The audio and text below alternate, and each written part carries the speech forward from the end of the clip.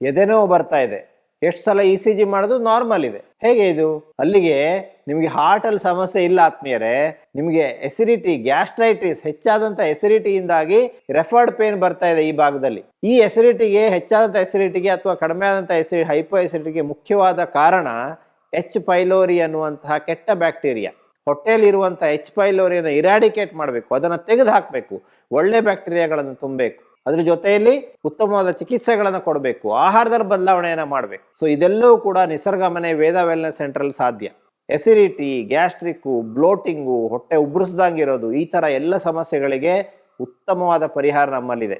ಸಾವಿರಾರು ಜನ ಇಲ್ಲಿಗೆ ಬಂದು ಈ ಒಂದು ತೊಂದರೆಗಳಿಗೆ ಗುಡ್ ಬೈ ಹೇಳಿದ್ದಾರೆ. ಎಸಿಡಿಟಿ ಸಮಸ್ಯೆಗೆ, ಹೊಟ್ಟೆ ಉಬ್ಬರಕ್ಕೆ ಅತ್ಯಂತ ಉತ್ತಮವಾದಂಥ ಬೆಸ್ಟ್ ರಿಸಲ್ಟ್ಸ್ ಅನ್ನು ನಾವು ಕೊಡ್ಲಿಕ್ಕೆ ರೆಡಿ ಆಗಿದ್ದೇವೆ.